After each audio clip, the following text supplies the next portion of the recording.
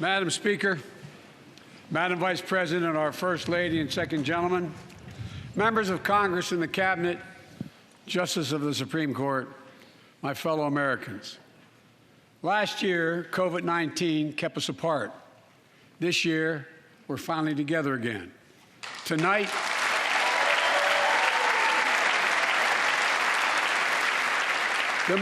we meet as Democrats, Republicans, and Independents, but most importantly, as Americans, with the duty to one another, to America, to the American people, to the Constitution, and an unwavering resolve that freedom will always triumph over tyranny. Thank you.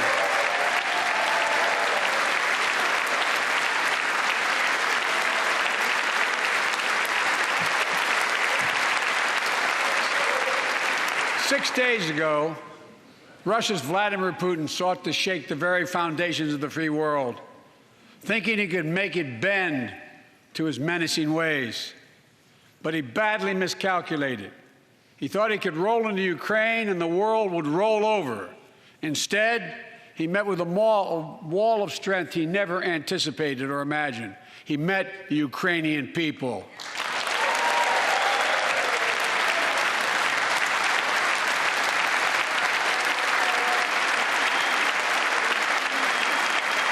President Zelensky, to every Ukrainian, their fearlessness, their courage, their determination literally inspires the world. Groups of citizens blocking tanks with their bodies, everyone from students to retirees to teachers, turned soldiers defending their homeland.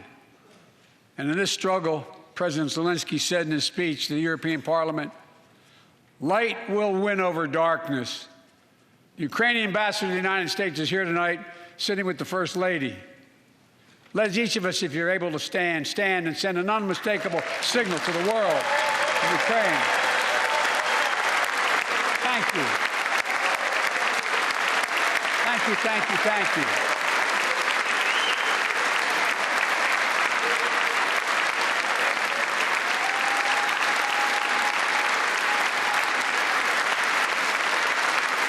She's bright, she's strong, and she's resolved.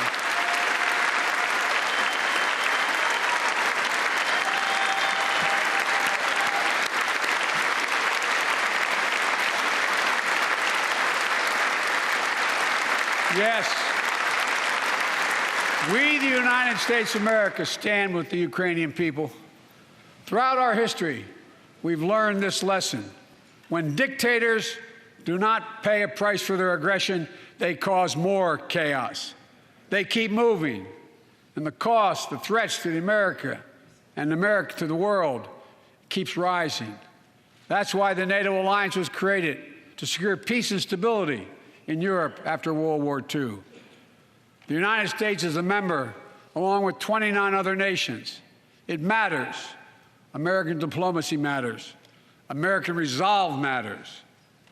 Putin's latest attack on Ukraine was premeditated and totally unprovoked. He rejected repeated efforts at diplomacy. He thought the West and NATO wouldn't respond. He thought he could divide us at home, in this chamber, in this nation. He thought he could divide us in Europe as well. But Putin was wrong. We are ready. We are united, and that's what we did. We stayed united. We prepared extensively and carefully. We spent months building coalitions of other freedom-loving nations in Europe and the Americas, from America to the Asian and African continents, to confront Putin. Like many of you, I spent countless hours unifying our European allies.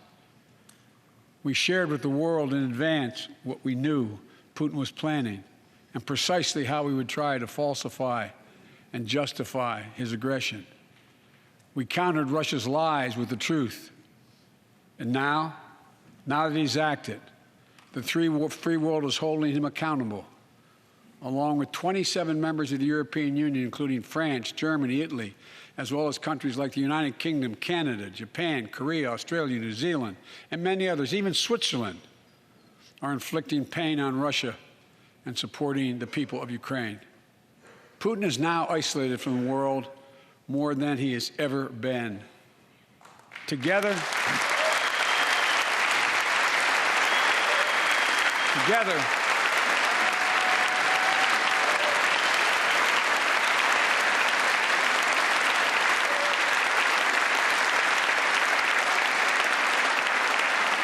along with our allies, we are right now enforcing powerful economic sanctions.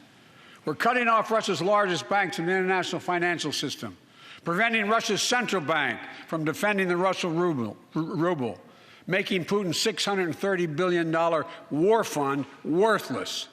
We're choking Russia's access. To technology that will sap its economic strength and weaken its military for years to come. Tonight, I say to the Russian oligarchs and the corrupt leaders who bilked billions of dollars off this violent regime, no more. The United States, I mean it.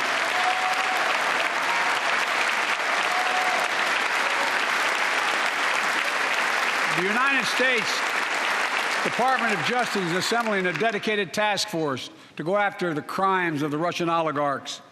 We're joining with European allies to find and seize their yachts, their luxury apartments, their private jets.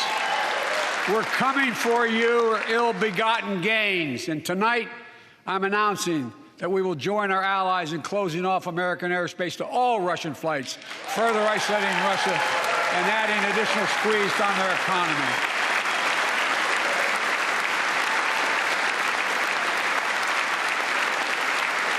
He has no idea what's coming. The ruble has already lost 30% of its value.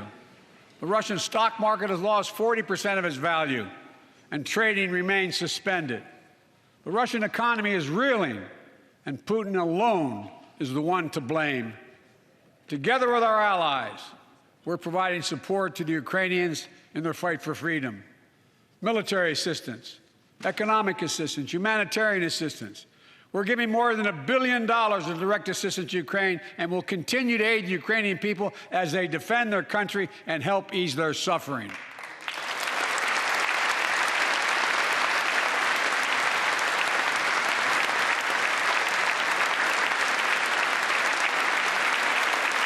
But let me be clear.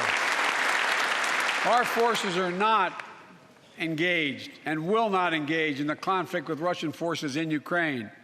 Our forces are not going to Europe to fight Ukraine, but to defend our NATO allies in the event that Putin decides to keep moving west. For that purpose, we have mobilized American ground forces, air squadrons, ship deployments to protect NATO countries, including Poland, Romania, Latvia, Lithuania, and Estonia. And as I've made crystal clear, the United States and our allies will defend every inch of territory that is NATO territory with the full force of our collective power. Every single inch.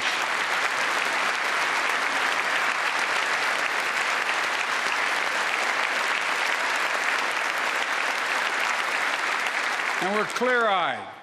The Ukrainians are fighting back with pure courage. But the next few days, weeks, and months will be hard on them.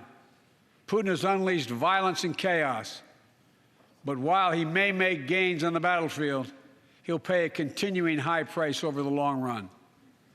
And a pound of Ukrainian people, the proud, proud people, pound for pound, ready to fight with every inch of energy they have. They've known 30 years of independence, have repeatedly shown that they will not tolerate anyone who tries to take their country backwards. To all Americans, I'll be honest with you, as I always promised I would be. A Russian dictator invading a foreign country has cost around the world. And I'm taking robust action to make sure the pain of our sanctions is targeted at the Russian economy, and that we use every tool at our disposal to protect American businesses and consumers. Tonight, I can announce the United States has worked with 30 other countries to release 60 million barrels of oil from reserves around the world. America will lead that effort, releasing 30 million barrels of our own strategic petroleum reserve. And we stand ready to do more if necessary, united with our allies. These steps will help blunt gas prices here at home, but I know news about what's happening can seem alarming to all Americans. But I want you to know we're going to be okay. We're going to be okay. When the history of this era is written, Putin's war in Ukraine will have left Russia weaker and the rest of the world stronger. While it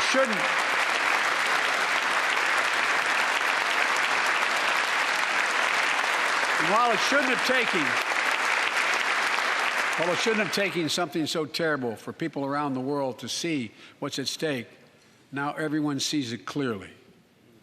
We see the unity among leaders of nations, a more unified Europe, a more unified West. We see unity among the people who are gathering in cities and large crowds around the world, even in Russia, to demonstrate their support for the people of Ukraine. In the battle between democracy and autocracies, democracies are rising to the moment, and the world is clearly choosing the side of peace and security. This is the real test, and it's going to take time. So let us continue to draw inspiration from the iron will of the Ukrainian people. To our fellow Ukrainian Americans who forged the deep bond that connects our two nations, we stand with you. We stand with you. Putin may circle Kyiv with tanks, but he'll never gain the hearts and souls of the Iranian people. He'll never extinguish their love of freedom, and he will never weaken the resolve of the free world.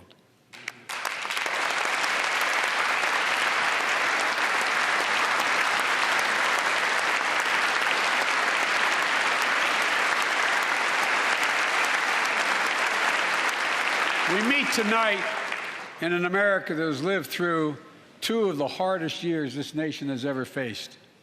The pandemic has been punishing, and so many families are living paycheck to paycheck, struggling to keep up with the rising cost of food, gas, housing, and so much more. I understand, like many of you did. My dad had to leave his home in Scranton, Pennsylvania to find work.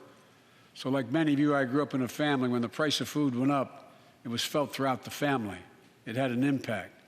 That's when one of the first things I did as president was fight to pass the American Rescue Plan. Because people were hurting, we needed to act, and we did. Few pieces of legislation have done more at a critical moment in our history to lift us out of a crisis. It fueled our efforts to vaccinate the nation and combat COVID-19, delivered immediate economic relief to tens of millions of Americans. It helped put food on the table. Remember those long lines of cars waiting for hours just to get a box of food put in their trunk? It cut the cost of health care insurance. And as my dad used to say, it gave the people just a little bit of breathing room. Unlike the $2 trillion tax cut passed in the previous administration that benefited the top 1% of Americans, the American Rescue Plan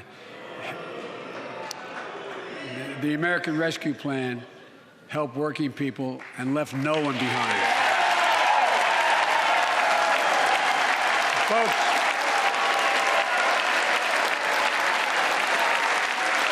and it worked. It worked.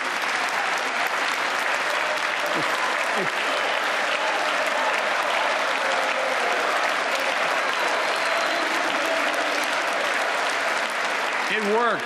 We created jobs, lots of jobs. In fact, our economy created over 6.5 million new jobs just last year. More jobs in 1 year than ever before in the history of the United States of America. The economy grew at a rate of 5.7 last year, the strongest growth rate in 40 years. And the first step in bringing fundamental change to our economy that hasn't worked for working people in this nation for too long. For the past 40 years, we were told that tax break for those at the top and benefits would trickle down and everyone would benefit. But that trickle-down theory led to a weaker economic growth, lower wages, bigger deficits, and a widening gap between the top and everyone else in nearly a century. Look, Vice President Harris and I ran for office, and I realize we have fundamental disagreements on this, but ran for office with a new economic vision for America. Invest in America, educate Americans, grow the workforce, Build the economy from the bottom up and the middle out, not from the top down. Because we know. Because we know.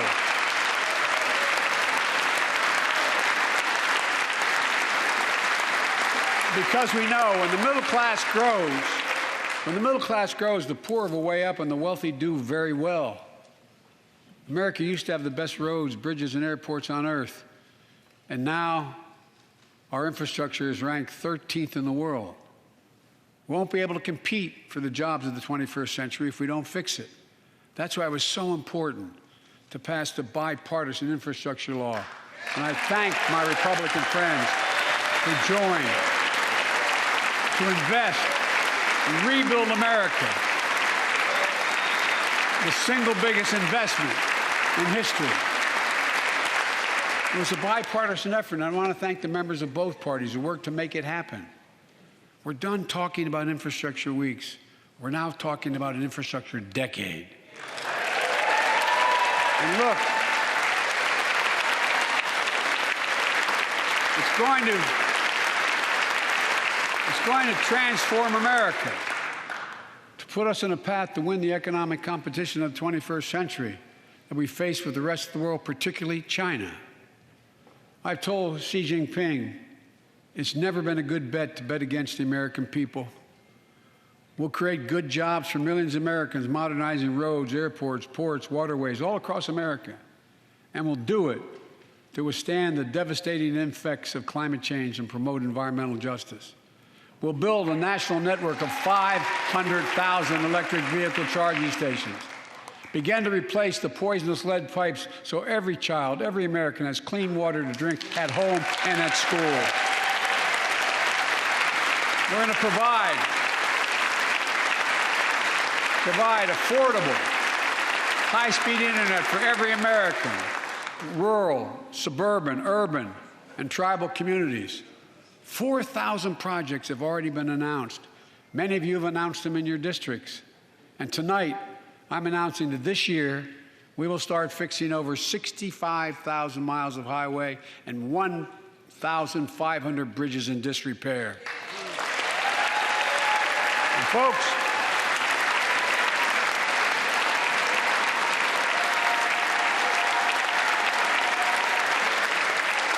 when we use taxpayers' dollars to rebuild America, we're going to do it by buying America. Buy American products. Support American jobs. The federal government spends about $600 billion a year to keep this country safe and secure. There's been a law on the books for almost a century to make sure taxpayers' dollars support American jobs and businesses. Every administration, Democrat and Republican, says they'll do it, but we're actually doing it. We'll buy America to make sure everything from the deck of an aircraft carrier to the steel on highway guardrails is made in America from beginning to end. All of it. All of it.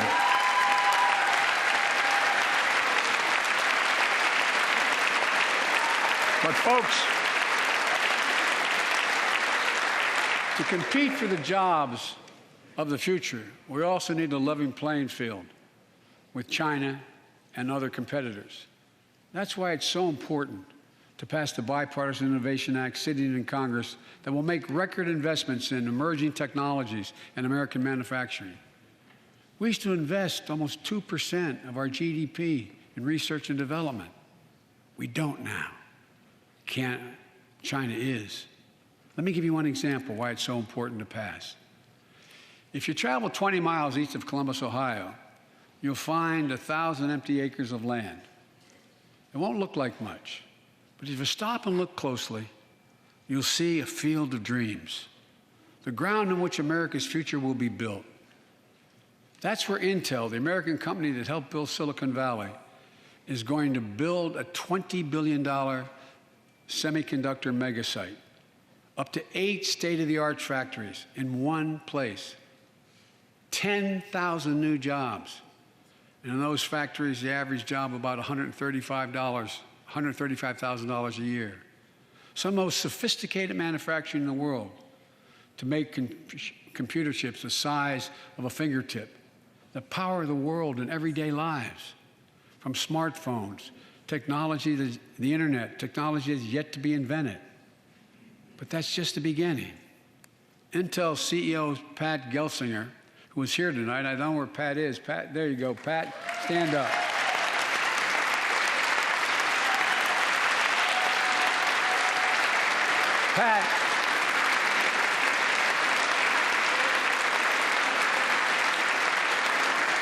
Pat came to see me, and he told me they're ready to increase their investment from $20 billion to $100 billion. That would be the biggest investment in manufacturing in American history. And all they're waiting for is for you to pass this bill. So let's not wait any longer. Send it to my desk, I'll sign it, and we'll really take off in a big way. And folks, Intel is not alone. There's something happening in America. Just look around and you'll see an amazing story. The rebirth of pride that comes from stamping products made in America. The revitalization of American manufacturing. Companies are choosing to build new factories here when just a few years ago they would have gone overseas. That's what's happening. Ford is investing $11 billion in electric vehicles, creating 11,000 jobs across the country. GM is making the largest investment in its history, $7 billion to build electric vehicles, creating 4,000 jobs in Michigan. All told, 369,000 new manufacturing jobs were created in America last year alone. Folks,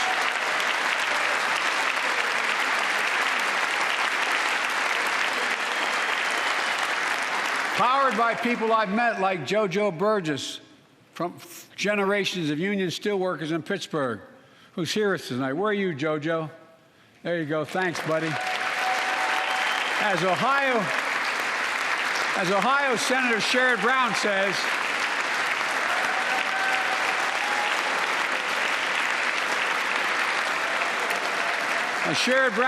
it's time to bury the label Rust Belt. It's time to see what used to be called the Rust Belt become the home of a significant resurgence of manufacturing. And with all the bright spots in our economy, record job growth, higher wages, too many families are struggling to keep up with their bills. Inflation is robbing them of gains they thought otherwise they would be able to feel. I get it. That's why my top priority is getting prices under control. Look, our economy roared back faster than almost anyone predicted. But the pandemic meant that businesses had a hard time hiring enough people because of the pandemic to keep up production in their factories. So you didn't have people making those beams that went into buildings because they were out. The factory was closed. The panic also disrupted the global supply chain. Factories close. When that happens, it takes longer to make goods and get them to the warehouses, to the stores, and prices go up. Look at cars last year. 1/3 of all the inflation was because of automobile sales. There weren't enough semiconductors to make all the cars that people wanted to buy. And guess what? Prices of automobiles went way up, especially used vehicles as well. And so we have a choice. One way to fight inflation is to drive down wages and make Americans poorer. I think I have a better idea to fight inflation. Lower your costs, not your wages. And folks,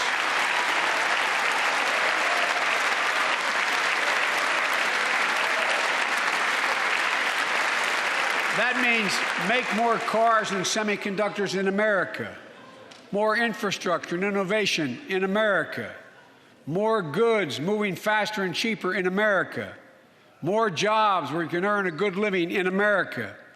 Instead of relying on foreign supply chains, let's make it in America. Look, economists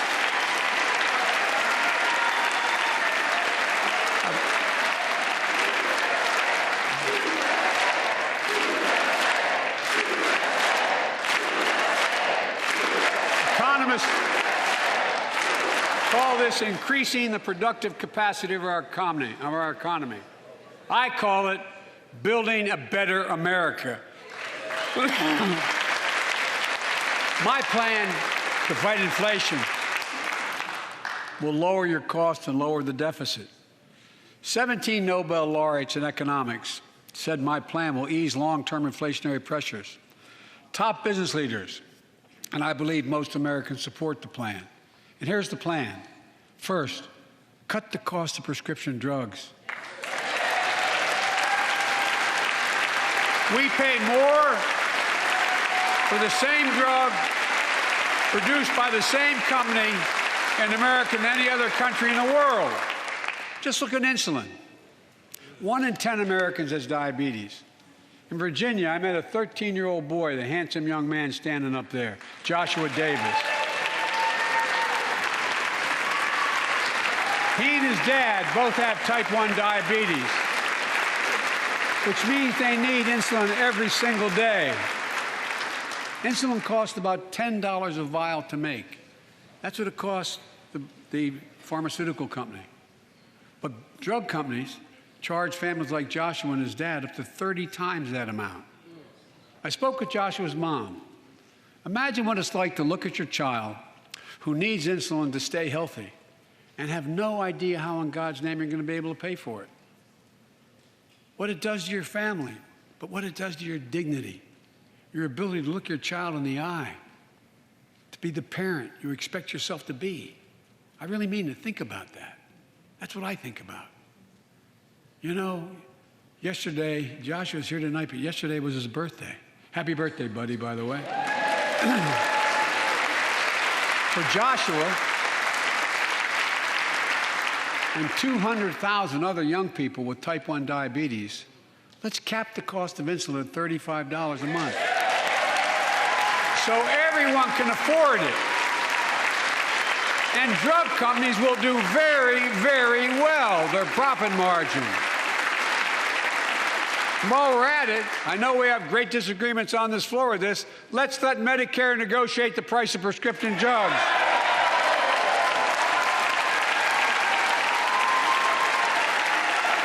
They already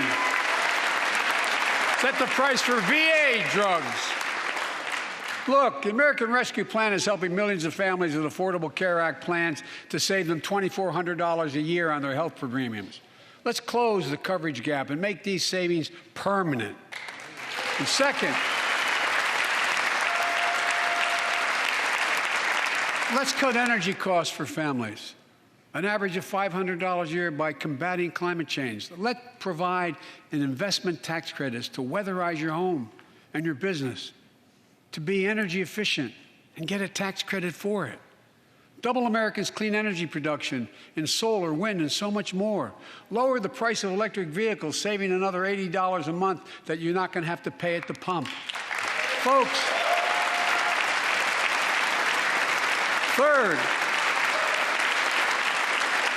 the third thing we can do to change the standard of living for hardworking folks is cut the cost of childcare. Cut the cost of childcare. Folks, if you live in a major city in America, you'd pay up to $14,000 a year for childcare per child. I was a single dad for 5 years, raising 2 kids. I had a lot of help, though. I had a mom, a dad, a brother, and a sister that really helped. But middle class and working folks shouldn't have to pay more than 7% of their income to care for the young children. My plan would cut the cost of child care in half for most families and help parents, including millions of women who left the workforce during the pandemic because they couldn't afford child care, to be able to get back to work, generating economic growth. But my plan doesn't stop there. It also includes home and long-term care, more affordable housing, pre-K for 3- and 4-year-olds. All these will lower costs to families. And under my plan, nobody, let me say this again, nobody earning less than $400,000 a year will pay an additional penny in new taxes. Not a single penny.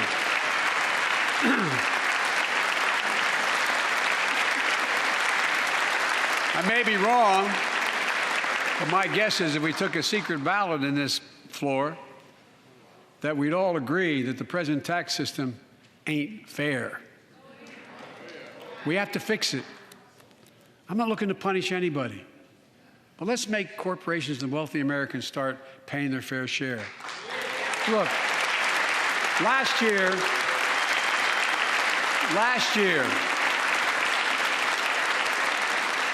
and like Chris Coons and Tom Carper and my distinguished Congresswoman, we come from the land of corporate America. There are more corporations incorporated in America than every other state in America combined. And I still won 36 years in a row. The point is, even they understand they should pay just a fair share. Last year, 55 of the Fortune 500 companies earned $40 billion in profit and paid zero in federal taxes. Now look, it's not fair. That's why I proposed the 15% minimum tax rate for corporations. And that's why in the G7 and other meetings overseas, I was able to be somewhat helpful. 130 countries agree on a global minimum tax rate. So companies can't get out of paying their taxes at home by shipping jobs and factories overseas. It'll raise billions of dollars. That's why I propose closing loopholes for the very wealthy who pay a lower tax rate than a teacher and a firefighter. So that's my plan, but we'll go in more detail later. We will grow the economy, lower the cost of families. So what are we waiting for? Let's get this done. We all know we've got to make changes. Folks,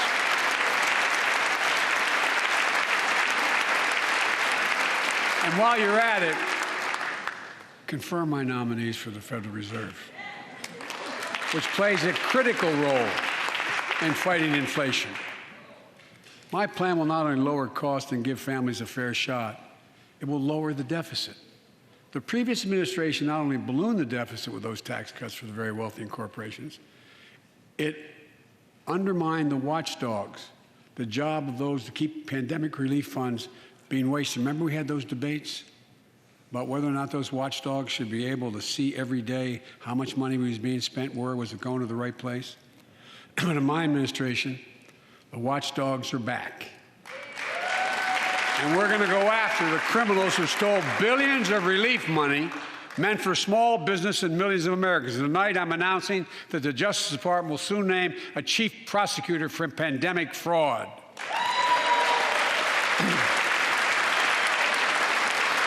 Look,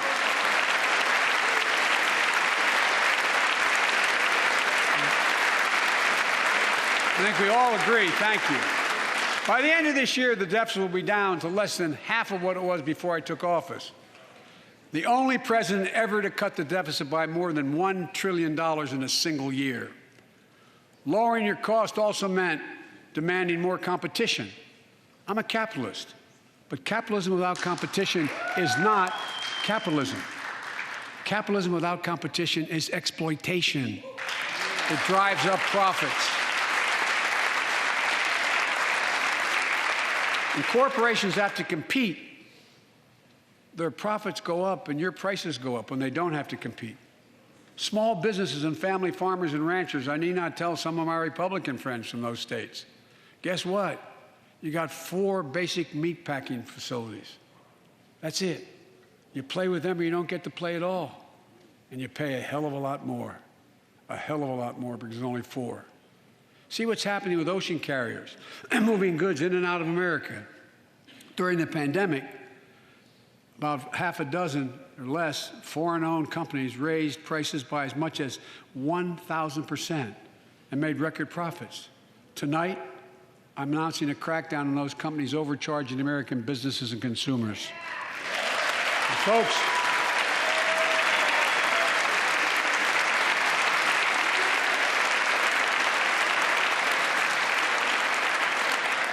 and as Wall Street firms take over more nursing homes, quality in those homes has gone down and costs have gone up.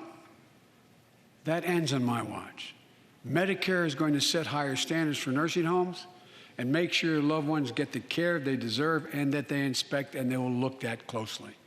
We're also going to cut costs to keep the economy going strong and giving workers a fair shot, provide more training and apprenticeships, hire them based on skills, not just their degrees.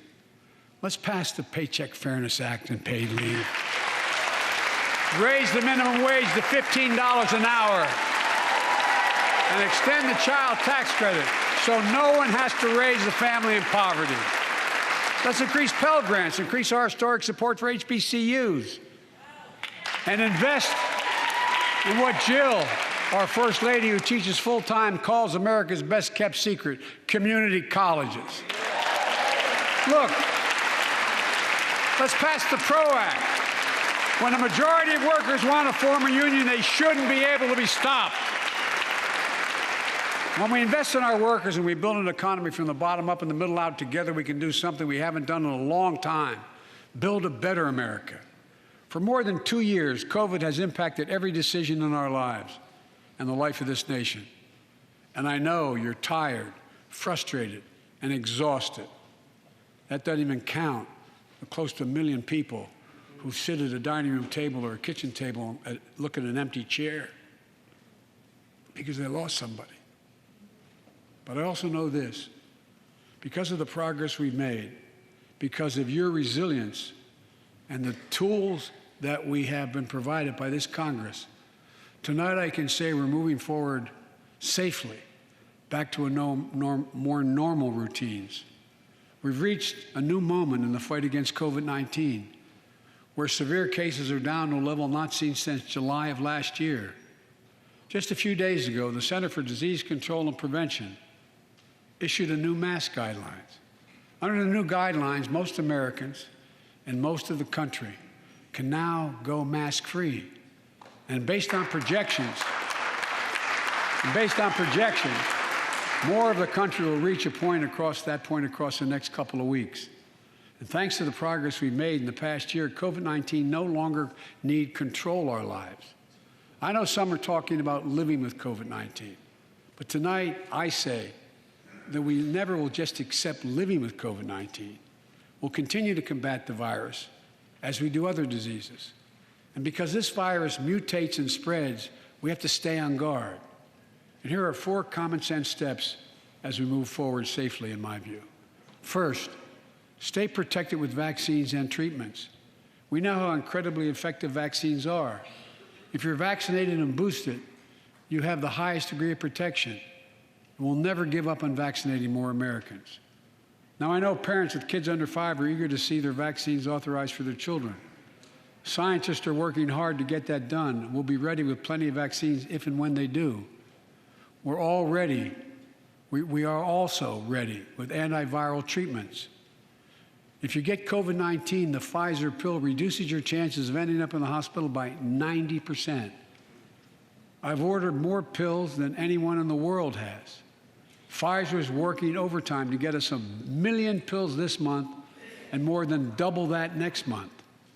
And now we're launching the Test to Treat initiative, so people can get tested at a pharmacy, and if they prove positive, receive the antiviral pills on the spot at no cost.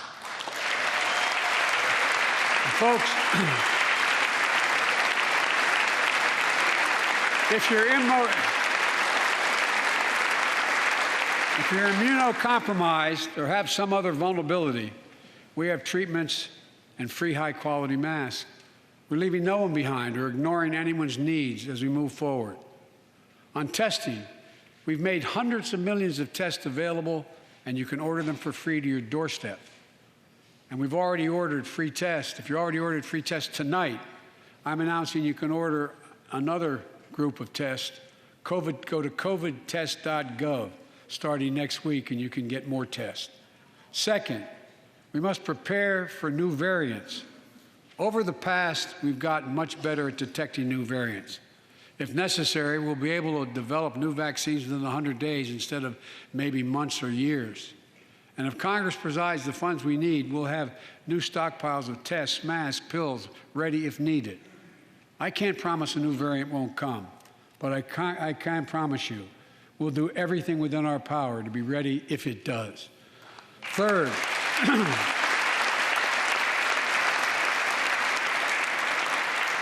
we can end the shutdown of schools and businesses. We have the tools we need. It's time for America to get back to work and fill our great downtowns again with people. People working from home can feel safe and begin to return to their offices. We're doing that here in the federal government. The vast majority of federal workers will once again work in person. Our schools are open. Let's keep it that way. Our kids need to be in school.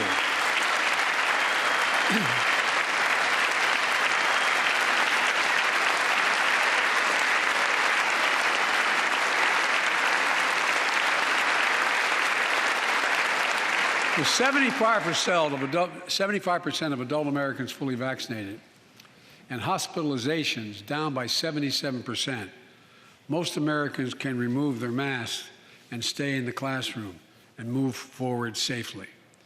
We achieved this because we provided free vaccines, treatments, tests, and masks. Of course, continuing this costs money, so I'll not surprise you. I'll be back to see you all. And I'm going to soon send a request to Congress. The vast majority of Americans have used these tools and may want again. We may need them again, so I expect Congress, and I hope you'll pass that quickly. Fourth, we'll continue vaccinating the world. We've sent 475 million vaccine doses to 112 countries, more than any nation on earth. We won't stop because you can't build a wall high enough to keep out a vaccine. The vaccine can stop the spread of these diseases. You know, we've lost so much in COVID-19. Time with one another. The worst of all, the loss of life. Let's use this moment to reset. So stop looking at COVID as a partisan dividing line. See it for what it is, a god-awful disease. Let's stop seeing each other as enemies and start seeing each other for who we are, fellow Americans. Look,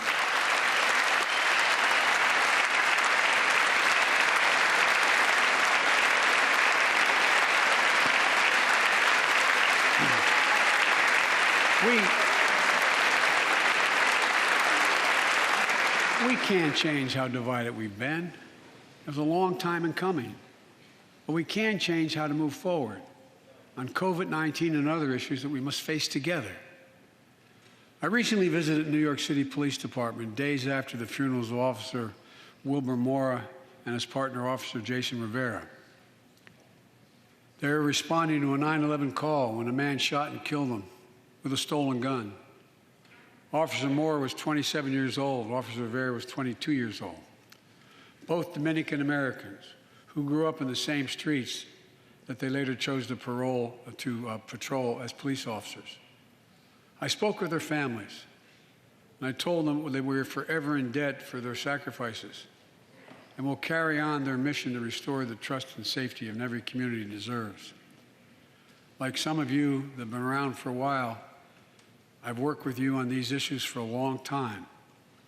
I know what works: investigating crime prevention and community policing, cops who walk the beat, who know the neighborhood, and who can restore trust and safety.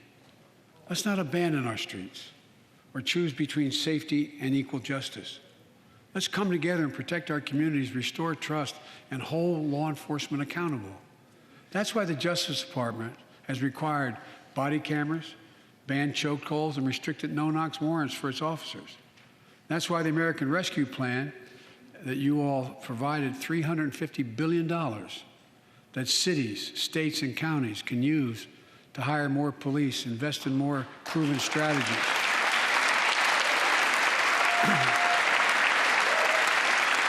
Proven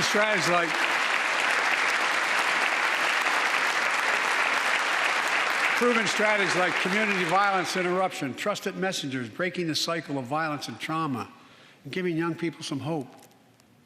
We should all agree the answer is not to defund the police. It's to fund the police. Fund them.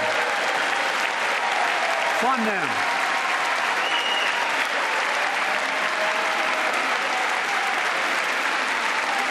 Fund them with resources and training.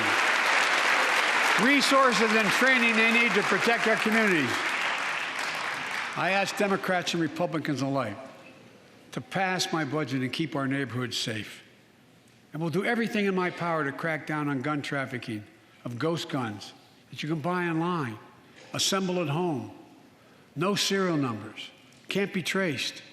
I ask Congress to pass proven measures to reduce gun violence. Pass universal background checks. Why should anyone on the terrorist list be able to purchase a weapon? Why? Why? And folks, ban assault weapons with high-capacity magazines that hold up to 100 rounds. You think the deer are wearing Kevlar vests? Look, repeal the liability shield that makes gun manufacturers the only industry in America that can't be sued. The only one. Imagine had we done that with the tobacco manufacturers. These laws don't infringe on the Second Amendment. They save lives. The most fundamental right in America is the right to vote and have it counted. And look, it's under assault. In state after state, new laws have been passed. Not only to suppress the vote, we've been there before, but to subvert the entire election. We can't let this happen. Tonight, I call on the Senate to pass the Freedom to Vote Act, pass the John Lewis Act, Voting Rights Act. And while you're at it, pass the Disclose Act so Americans know who's funding our election.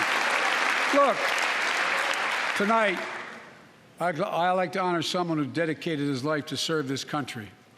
Justice Breyer, an Army veteran, constitutional scholar, retiring Justice of the United States Supreme Court. Justice Breyer, thank you for your service. Thank you, thank you, thank you. I mean it. Get up, stand, let them see you. Thank you.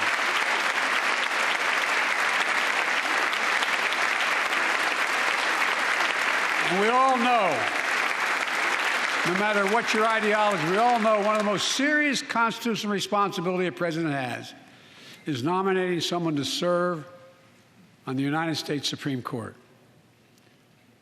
As I did 4 days ago, I've nominated the Circuit Court of Appeals, Ketanji Brown Jackson, one of our nation's top legal minds, who continue in Justice Breyer's legacy of excellence. A former top litigator in private practice, a former federal public defender, from a family of public school educators and police officers. She's a consensus builder. Since she's been nominated, she's received a broad range of support, including the Fraternal Order of Police and former judges supported by Democrats and Republicans. Folks, if we're to advance liberty and justice, we need to secure our border and fix the immigration system.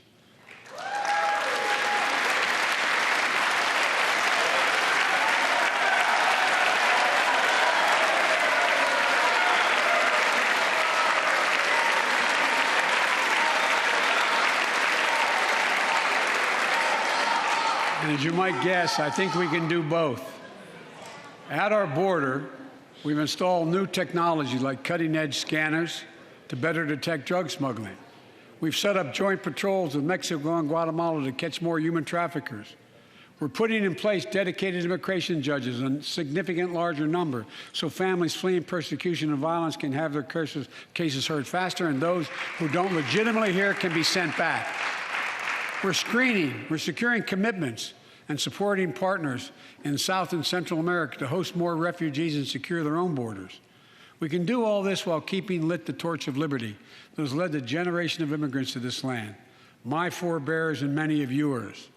Provide a pathway to citizenship for dreamers, those with temporary status, farm workers, essential workers. Revise our laws so businesses have workers they need and families don't wait decades to reunite. It's not only the right thing to do, it's economically smart thing to do. That's why the immigration reform is supported by everyone from labor unions to religious leaders to the U.S. Chamber of Commerce. Let's get it done once and for all. Folks,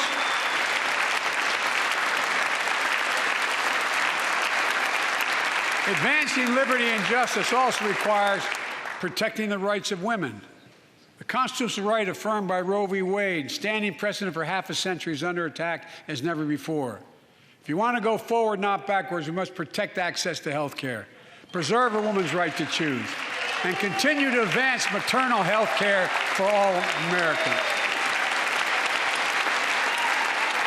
And folks, for our LGBTQ plus Americans, let's finally get the Bipartisan Equality Act to my desk. The onslaught of state laws targeting transgender Americans and their families, it's simply wrong. And I said last year, especially to our younger transgender Americans, I'll always have your back as your president so you can be yourself and reach your God-given potential. Folks,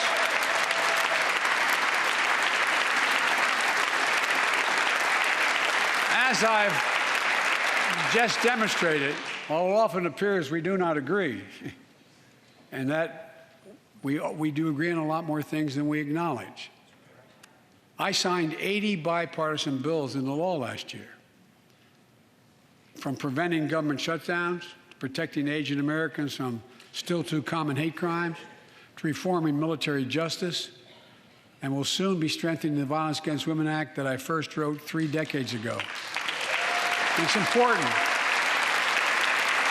It's important for us to show the nation we can come together and do big things. So tonight I'm offering a unity agenda for the nation. 4 big things we can do together, in my view. First, beat the opioid epidemic. There's so much we can do. Increase funding for prevention, treatment, harm reduction, and recovery. Get rid of outdated rules and stop doctors that stop doctors from prescribing treatments. Stop the flow of illicit drugs by working with state and local law enforcement to go after the traffickers. And if you're suffering from addiction, you should know you're not alone. I believe in recovery, and I celebrate the 23 million Americans in recovery. Second, let's take on mental health, especially among our children whose lives and education have been turned upside down. The American Rescue Plan gave schools money to hire teachers and help students make up for lost learning. I urge every parent to make sure your school does just that. They have the money. We can all play a part. Sign up to be a tutor or a mentor. Children were also struggling before the pandemic: bullying, violence, trauma, and the harms of social media. As Frances Haugen, who is here tonight with us, has shown, we must hold social media platforms accountable for the national experiment they're conducting on our children for profit.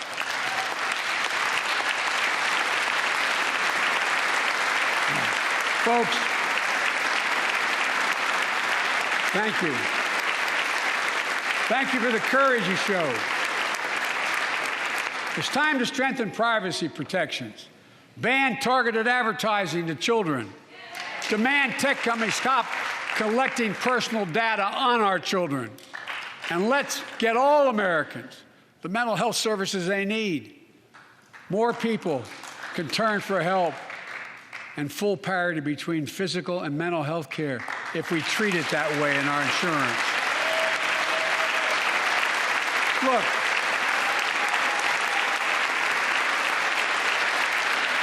the third piece of that agenda is support our veterans. Veterans are the backbone and the spine of this country. They're the best of us. I've always believed that we have a sacred obligation to equip those we send to war and care for those and their family when they come home. My administration is providing assistance in job training, housing, and now helping lower-income veterans get VA care debt-free. And our troops in Iraq and Afghanistan have faced many dangers, one being stationed at bases breathing in toxic smoke from burn pits. Many of you have been there. I've been in and out of Iraq and Afghanistan over 40 times. These burn pits that incinerate waste, the waste of war, medical and hazardous material, jet fuel, and so much more. And they come home, many of the world's fittest and best trained warriors in the world, never the same. Headaches, numbness, dizziness. A cancer that would put them in a flag-draped coffin.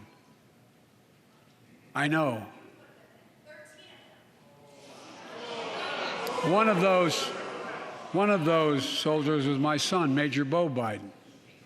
I don't know for sure if the burn pit that he lived near, that his hooch was near in Iraq and earlier than that in Kosovo, is the cause of his brain cancer, the disease of so many other troops. But I am committed to find out everything we can, committed to military families like Danielle Robinson from Ohio, the widow of Sergeant First Class Heath Robinson. He was born a soldier, Army National Guard, combat medic in Kosovo and Iraq, stationed near Baghdad, just yards from burn pits the size of football fields. Danielle is here with us tonight. They loved going to Ohio State football games.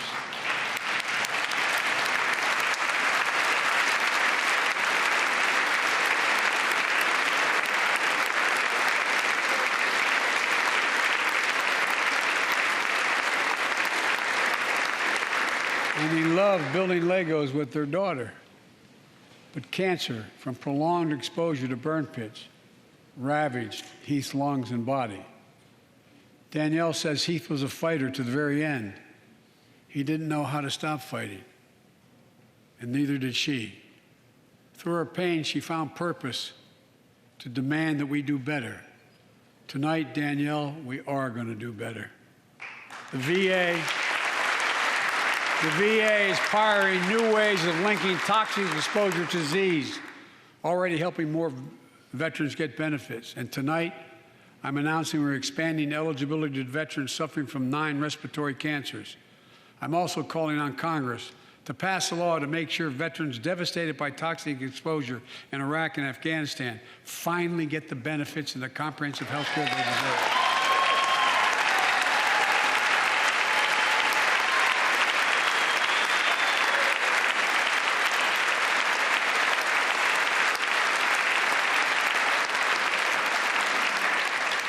And fourth and last, let's end cancer as we know it. This is personal.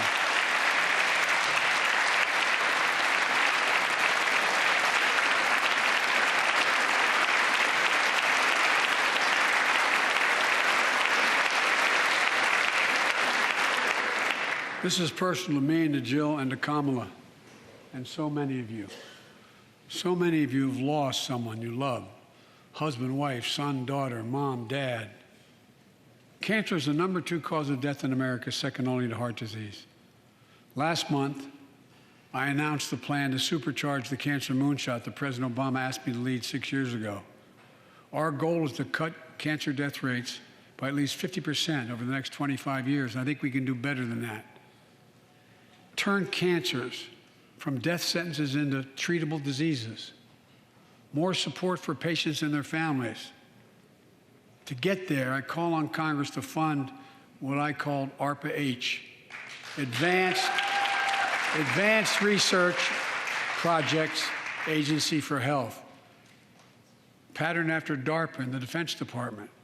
Projects that led in DARPA to the internet, GPS, and so much more to make our forces more safer and be able to wage war with more clarity. ARPA will have a singular purpose: to drive breakthroughs in cancer, Alzheimer's and diabetes, and more. A unity agenda for the nation. We can do these things. It's within our power, and I don't see a partisan edge to any one of those 4 things. My fellow Americans, tonight, we've gathered in this sacred space, the Citadel of Democracy, in this Capitol. Generation after generation of Americans have debated great questions amid great strife and have done great things.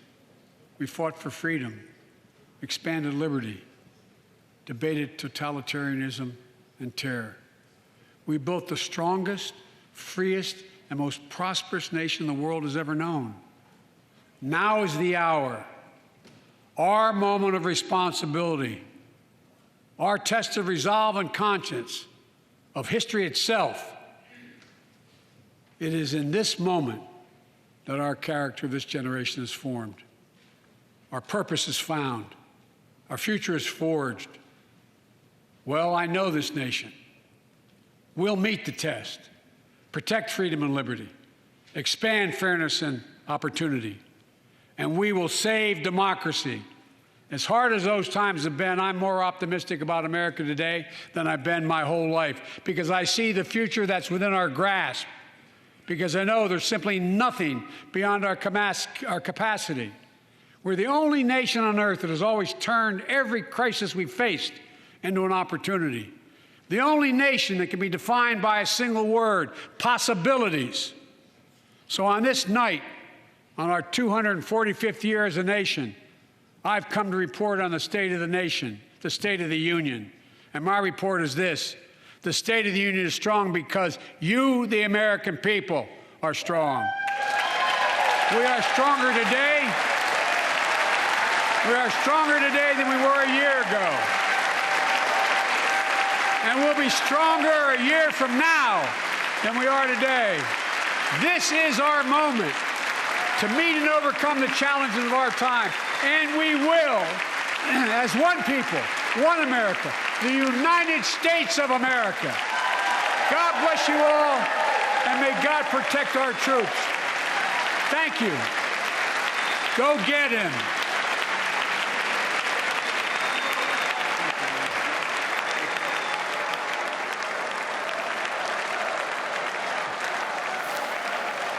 And that was Joe Biden's first State of the Union address, all 64 minutes of it, to a joint sitting of Congress.